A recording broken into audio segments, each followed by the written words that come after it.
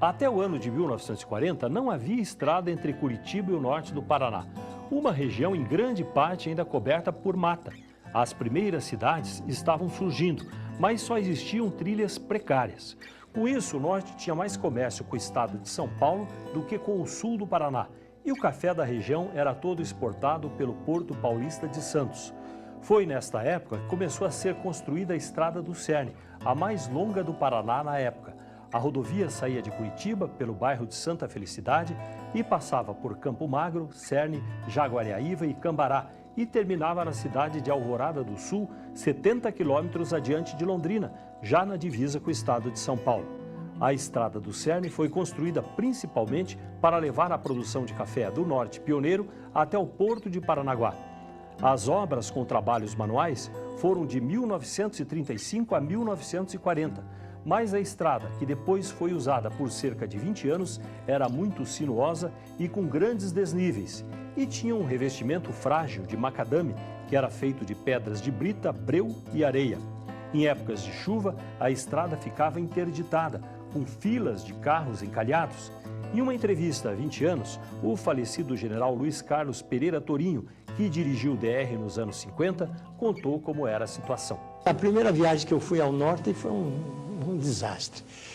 Eu saí de Piraí do Sul de manhã para chegar em Jacarezinho de madrugada. Saí de Jacarezinho de madrugada para chegar em Londrina na outra madrugada, encalhando. Se eu dissesse que era verdadeiro, eu seria trucidado pelos motoristas. Tanto que quando voltei de lá, procurei o governador Bento e disse: a única solução para o norte do Paraná é a pavimentação asfáltica. Se nós não fizermos isso, nós perdemos o norte do Paraná, ele vai se separar do Paraná. Eles já diziam que nós aqui éramos o Paraná-Pamonha e eles o Paraná-Panema. Em 1960, no governo de Ney Braga, começou a construção de uma ligação mais moderna.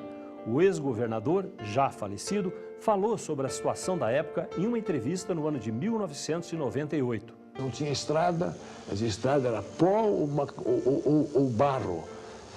Daqui você saía, quando chegava em Campo Largo, adiante de Campo Largo já era barro. Para chegar em Londrina com chuva era um drama, viu? Então, Ortigueira, quando a gente chegava, o pedido era: queremos escola, queremos luz, queremos água, queremos escola, queremos estrada. Eu dizia no meu comício, o motorista de Paranavaí, quando vai para Paranaguá, não sabe se diz até a semana que vem, diz adeus, porque não sabe quando volta. Se chover, ficava parado aí o tempo todo. E o Paraná não tinha ligação norte-sul? Não tinha ligação norte-sul, era completamente muito separado. menos oeste, né? Não, oeste e sudoeste também. Nós é que fizemos a Estrada do Café, não é? Essa que liga o Paraná, de Curitiba, e até Campo Largo já estava pronto. Nós fizemos de Campo Largo até o norte do Paraná. Depois levamos para Maringá. Depois fizemos a Lapa até praticamente São Mateus. O financiamento para a nova estrada veio do Fundo de Desenvolvimento Econômico e do BID, Banco Interamericano, por meio de um empréstimo com apoio do então presidente dos Estados Unidos, John Kennedy. Em uma entrevista à Folha de Londrina, Ney Braga disse que foi por isso que batizou a obra de Rodovia Presidente Kennedy.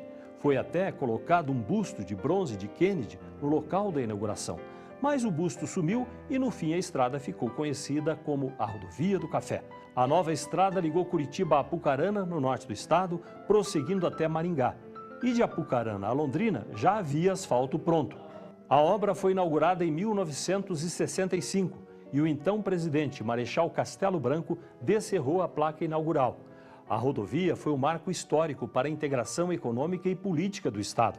Foi só a partir daí que realmente o norte do Paraná passou a ter ligação com a capital e com o porto de Paranaguá para exportar a sua produção agrícola. É muito importante relembrar, principalmente para os mais jovens, para entender que nada acontece de graça, nada aparece por acaso. Tudo isso foi construído ao longo do tempo. Há 100 anos, há um século, o Paraná praticamente era um vazio, mata a maior parte. Tirando aqui a região de Curitiba e cidades vizinhas, não havia mais nada. Tudo isso foi construído. Primeiro, a dificuldade tecnológica. A Estrada do Cerne, por exemplo, não existia nada de tecnologia, tratores, a única coisa que existia era uma máquina a vapor para fazer a prensa sobre o solo, com peso para assentar as pedras, era só o que tinha. O resto era na picareta, era na enxada. Depois a dificuldade, que é a dificuldade política, a própria Estrada do Café, a rodovia, atrasou 10 anos o seu início por uma questão burocrática no Tribunal de Contas. Isso é contado pelo Jornal Tourinho. Então, aquilo tudo que a gente vê hoje teve um custo muito grande do passado.